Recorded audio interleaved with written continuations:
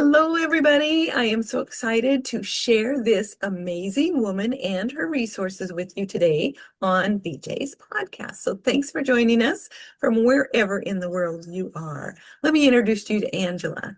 Angela is a virtual assistant, and she is amazing. I can say this because I've worked with her closely, and I have watched how she helps her clients. I have watched how she connects from the heart.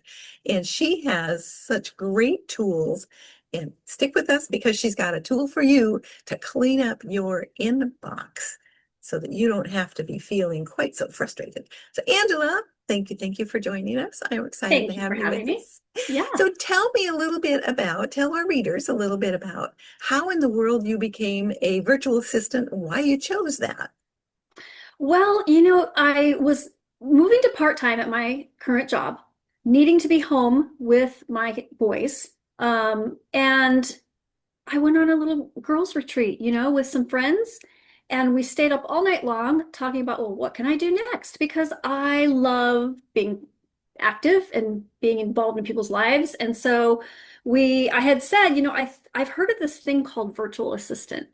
And they didn't even know what it was. So we chatted and decided that was the route. So I went ahead the following week and I got my business license and I thought, okay, as soon as this school year, I was working in admin, as soon as the school year's out, I am going to be doing this. So this was around November of that school year. Well, the following March, COVID hit. And God is good. And that just came right to me, this opportunity. I already had my business license. I had a couple of clients that I was doing very small things for, and everything shut down. And so the parents of the school that I worked with started calling me and saying, "Hey, you remember how you did this at the school? Can you help me?" Yeah. And now, here I am this many years later, and it's just grown and been fantastic. So. So, what do you love the most about it? It just sounds a little bit corny, but I really love helping people. I really love when someone says, "Oh my gosh, thank you for doing that. I did, I could not get that done, or it was, bogging me down, or whatever." Just helping people to get something done off their to-do list. I know how that feels. I have a friend who has called and said, "I know you're really busy this week. Is there something I can take off your plate?" I mean, she's that kind of person. And I've just learned from her. And now I'm doing that for people. And I love it. I love the admin piece of what I do. I love sorting through spreadsheets and email and creating new documents. And I have, such a variety of tasks that I do for people. And I have so many different types of business owners that I work with that it's always something new and fun. So that's my favorite. Very nice. So, how do you think this will benefit our readers today? What are some of the things you think they struggle with that you can take off their plate and make their Mhm. life a little easier?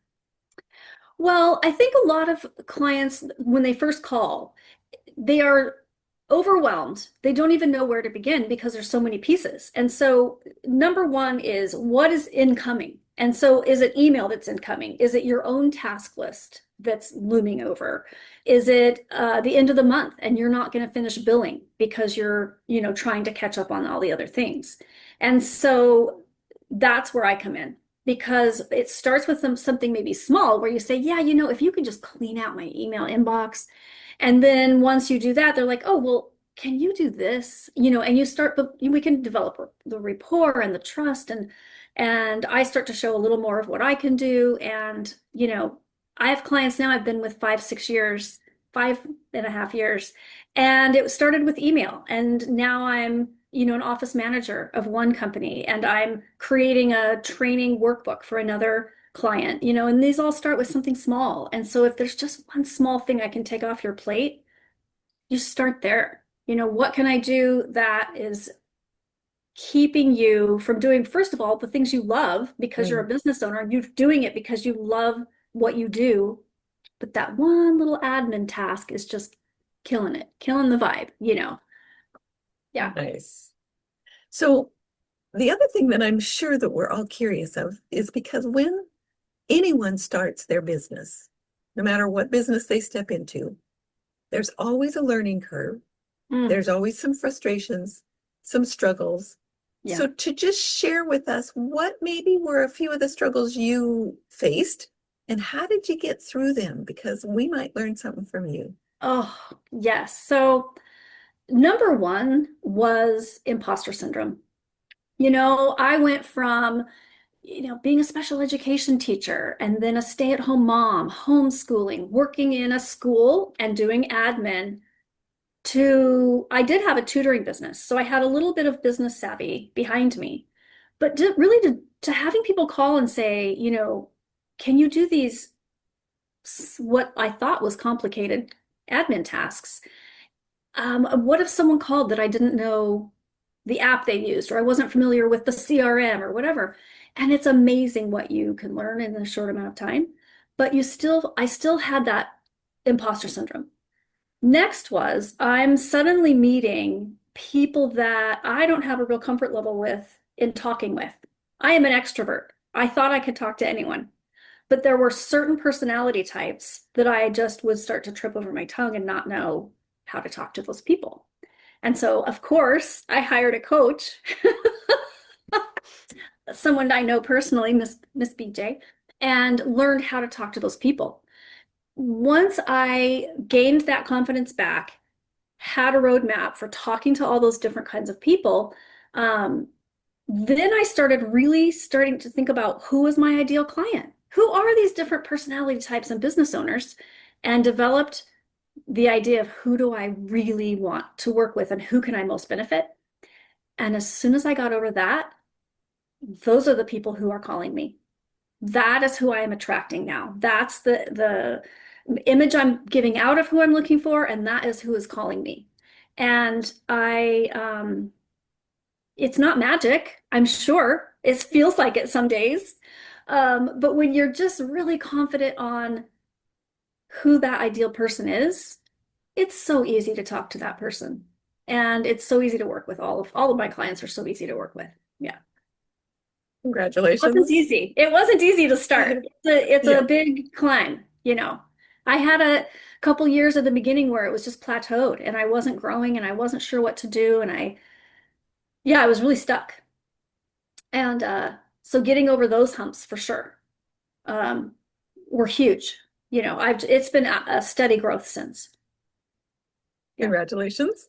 Yeah. So if you were to recommend one or two, I would say actions or tools to someone who is starting out and they're trying to build their business, what would be maybe one thing that you would encourage them to do to make sure they are attracting their ideal clients and they are understanding who they're talking to and how they're coming across?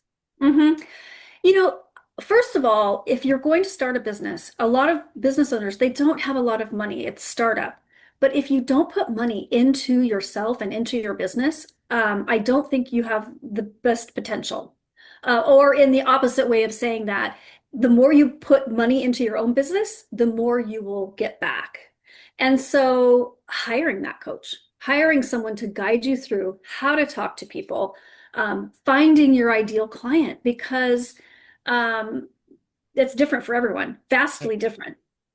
So that's huge. I think that's my number one recommendation. And I'm actually a part of a VA community, and I'm asked to join panels to talk to new VAs about how to help them get started. And a big piece of what I say is, one, we all had imposter syndrome, and that's okay. Put money into your business. It may not be purchasing software. In fact, it's not purchasing software. It's putting the money into yourself to Mhm. become the very best you business owner that you can. What is it that you're lacking? Maybe you're great at talking to different people, but if you're not, there's people out there that can help you grow your business. And that's every penny I've put into training and coaching, I've gotten back tenfold for sure. That is so powerful. So if I hear you correctly, probably one of the most important things that a newer or entrepreneur who's not growing can do is invest in themselves. I think so. Yes, because you can't see what is you missing. Yeah. I'm not growing, I don't know. I was so amazed, BJ, when you and I worked together, that every week there was sort of an action step for me to do that week. Things I never thought of. I'd been doing this for several years after, before you and I met. And, somebody to give you that perspective, and opened your mind and teach you new skills that you didn't realize you needed. Yeah, that's powerful stuff. So, yeah. That is so smart. And that is probably some of the best advice you could ever give anyone Hmm. because your income follows your personal growth. Oh, yeah. Oh, Yep. definitely. All Yes. right. Yeah. So, who would you like to reach with Mm. this message? Who do you think is an ideal client that you know you can help and encourage so they can get back to running their business, doing what they love with less hours and more joy? My ideal clients have been professional service providers who are in a specific um, type of business that they've been highly trained to do and they're good at. And so, therefore, those other side admin skills are really a drag. Doing the billing, checking the massive amount of email communication that goes out. Email's still a thing. It is big in professional services. And so taking care of that and then providing the customer's level of customer service that that professional service is expecting. I'm now calling clients for my clients, and billing is a big one that bogs people down. I'm using 5 or 6 different billing programs. They're all similar, but I'm catching on quickly. And so that's my ideal client is professional service providers for sure. Excellent. Excellent.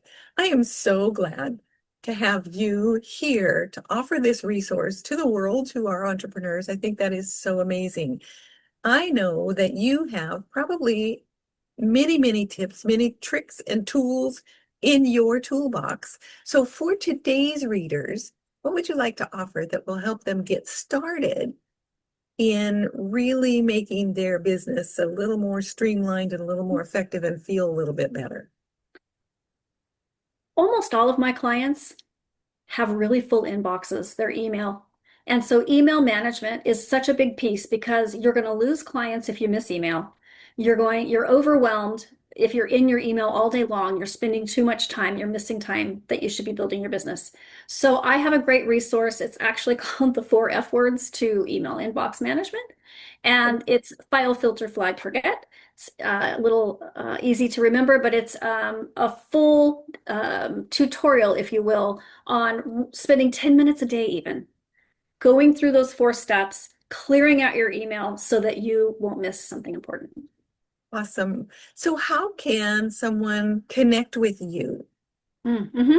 If you'll email me at Angela at muchadova, so that's muchadova.com, I would be happy to send you that resource. You're also welcome to call me at 360-969-0003 and just leave a message with your email or a best contact, and I'll send that information out to you. Happy to Wonderful. do it. Okay.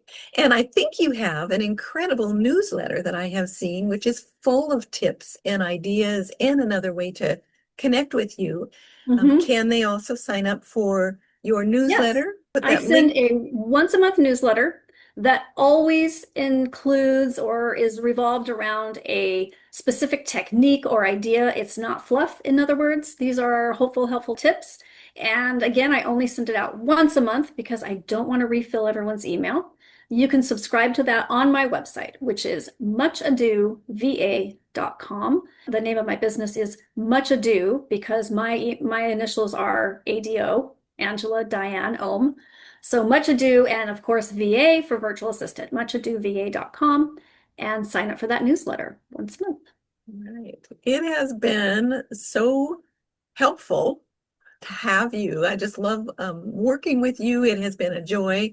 You have made so many changes in your own business and being able Mm-hmm. to attract your ideal clients easily. Your business is back to fun, light, and easy and Yes. effective.